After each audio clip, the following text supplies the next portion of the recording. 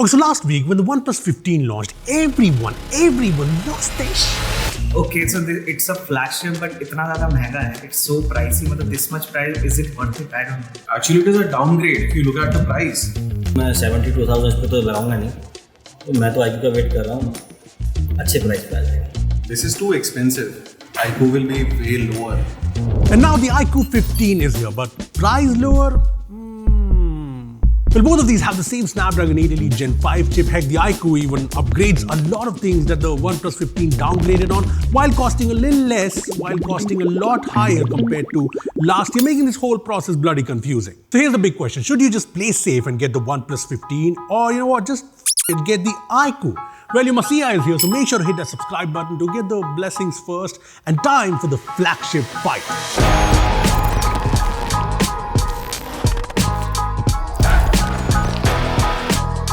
So starting off, when you look at both the phones, it feels like they came from the same factory. Flat front, flat aluminium frame, rounded corners. Both come in glass or fiberglass depending on the color you pick. But in both material options, the OnePlus 15 is and will feel lighter than the iQOO 15. The iQOO is a bit taller, but the overall width and even the thickness are very similar. Now the iQOO 15 looks similar to the iQOO 13, which looks similar to the iQOO 12. So not exactly fresh, but it still has that gaming vibe with that racing flag on the back. No BMW stripes this time, which is sad. But you get the big camera island, that glowing RGB ring light under it, which glows for calls, music notifications, all of that. But the OnePlus 15 goes completely in the opposite direction. I mean, it's very minimal and I personally love this color, very classy, but that's subjective. And while you don't get the fancy lights, you get this action button, aka the plus key, for the very useful Mindspace AI feature and other shortcuts, and you won't find this on the iQOO. Look, if you ask me, both of these phones look really good. I mean, the iQOO is still very gamery, while the OnePlus is more premium-ish. I mean, you can pick whichever one you like. I think points to both. Now for the durability, the OnePlus 15 gets the micro arc oxidation on the frame, which is said to be super tough. You also get Gorilla Glass Victus 2 on the front, Gorilla Glass 7 on the back for obviously glass back models, and full IP ratings with IP68, IP69, even IP69K, which is the highest we've seen on a phone.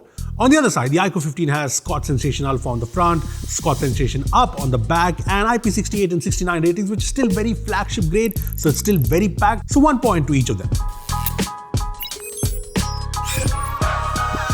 Now coming to the connectivity, both the phones have an IR blaster, dual nano SIM slots, eSIM support, fast USB ports, NFC, Wi-Fi 7. The only difference is the iQOO has Bluetooth 5.4 while the OnePlus has Bluetooth 6. And apart from that, both of them have LDAC, LHDC, all the codecs. Both of them have the ultrasonic in-display fingerprint scanner and they work with a single quick tap.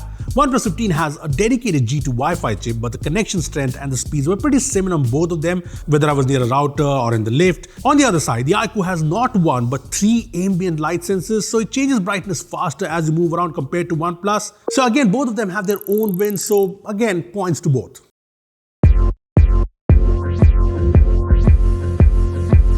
Now the display is where things get interesting. The OnePlus 15 is super thin and fully symmetrical bezels all around, looks more expensive. The iQOO has slightly thicker bezels and they're not unified. The chin is just a tad bit bigger. You have to look closely. And the iQOO 15 uses the new Samsung M14 LED OLED panel, which brings high brightness, lower power consumption.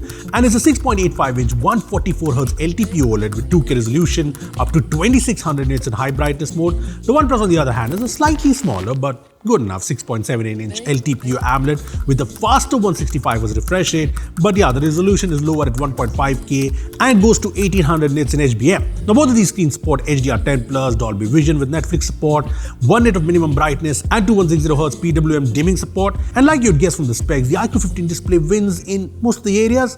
I mean, it is brighter than your future, brighter than my future, and also has an anti-reflective layer, which is actually a protective film on top, not built into the glass itself, but it does cancel glares and reflections better than the OnePlus 15. But to keep things fair, OnePlus also sells an anti-reflective tempered glass for $699, so the option is there. Apart from that, the iQOO 15 is also sharper and the colors look richer and vibrant, while the 15 looks more color accurate in its default modes. Now one area where the OnePlus seems slightly better is HDR videos, where it looks more natural, has cleaner highlight control. It's not a big difference, but something to note. OnePlus also gives you 165Hz, but that only works in some games, and even though you can force games to run at 165 FPS with interpolation, you can do the same with iQOO and its 144Hz display.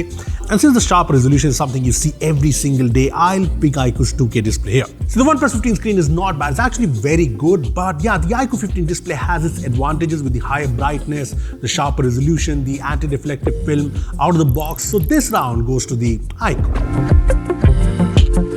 Now coming to the speakers, both of these phones have dual symmetrical stereo speakers with dedicated units on the top frame and the bottom frame, and both get really loud. But the OnePlus 15 sounds a bit more wide, a bit more airy, and has better bass too. So yeah, just check it out for yourself.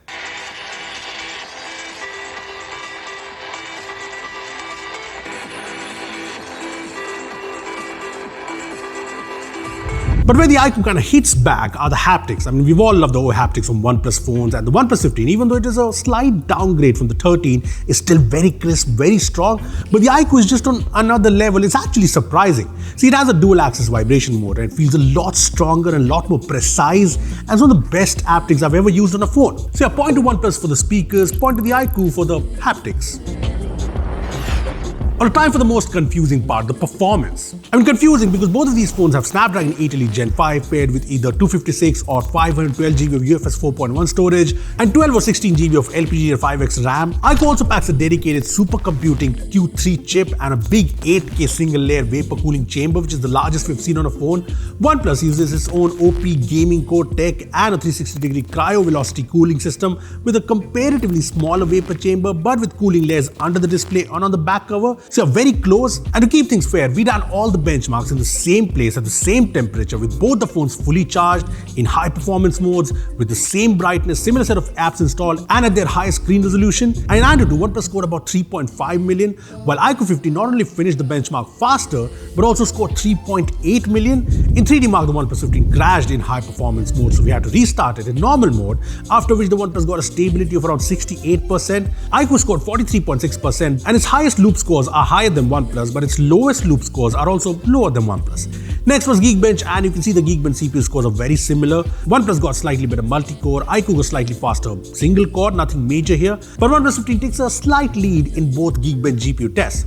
Now in the CPU throttling test, the OnePlus 15 dropped to about 68% of its peak performance, while the iQOO 15 throttled more and went down to 54%. But even after throttling, the iQOO has higher performance numbers than the OnePlus. And one thing to note, the OnePlus 15 did heat more than iQOO 15 during all of these tests. And yes, obviously we played all of the major games on both of these phones. In BGMI, as you can see, both of them had the same FPS and the same smoothness. OnePlus can play COD at 165 FPS, and we got around 162, while the iQOO did around 120.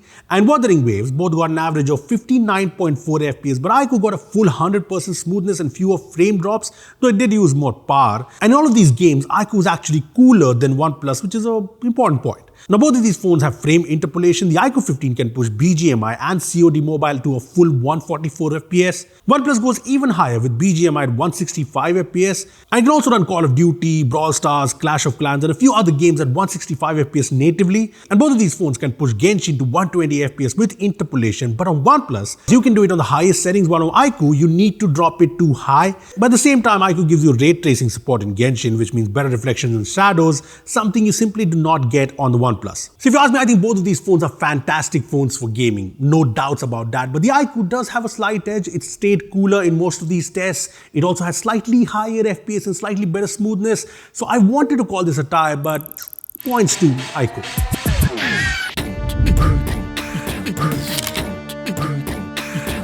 Now here comes the most controversial part, the cameras. And the OnePlus 15 cameras have been called out a lot for the downgraded hardware. But the big question is, does it still beat the iQOO 15 even with the downgraded hardware? See, on paper, you already know the specs. Both have triple 50-megapixel cameras on the back, so yeah, going to be a close call.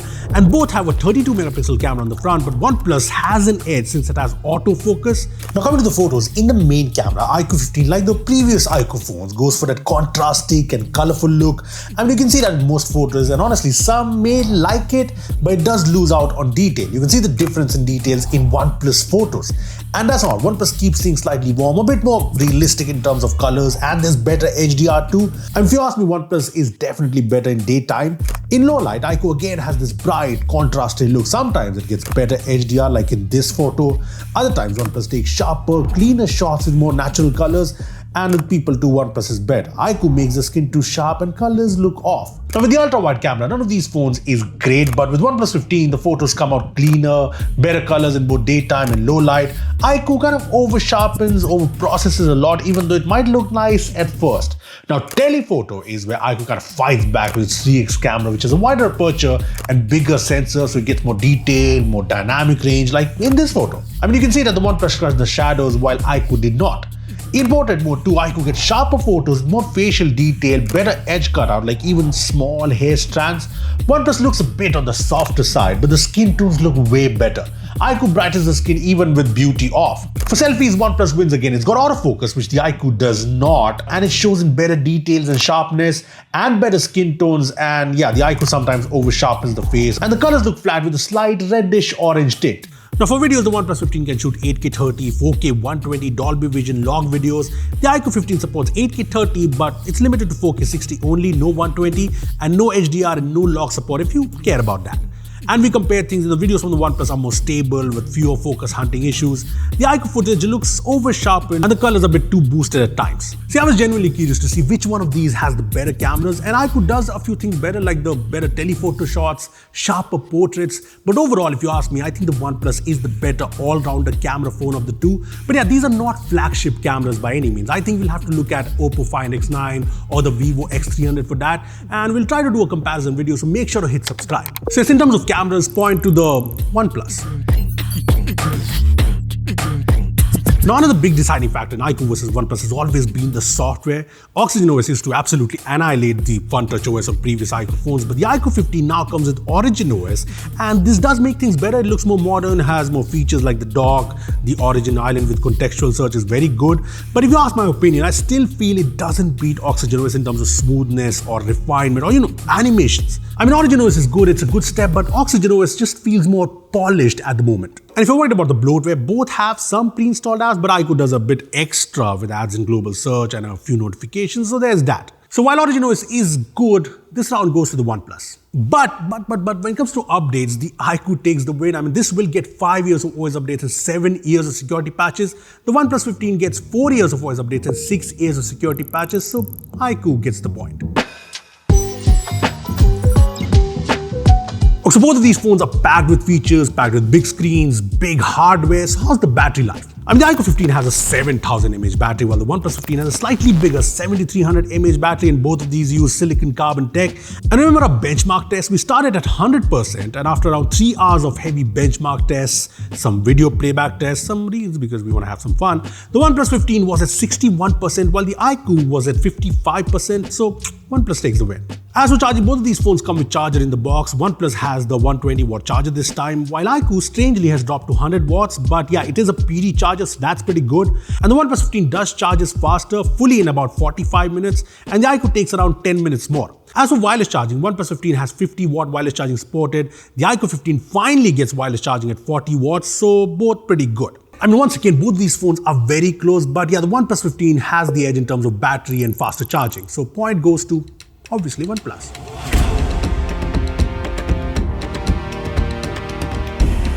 So both the iQOO 15 and the OnePlus 15 end up at 7 points, which kind of tells you how close these phones are. But the question is, which one of these phones should you buy?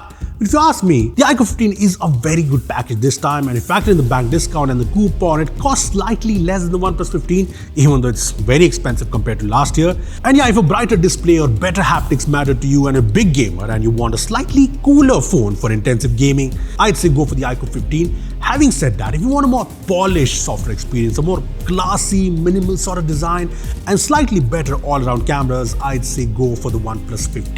I mean, honestly, both of these phones are very good, very solid, even though they are a bit expensive, not in China, but in India, strange. But yeah, I think you'll be happy whichever phone you pick. So let me know what you think of these phones in the comment section below. Which one will you pick? Or, just go to the dark side.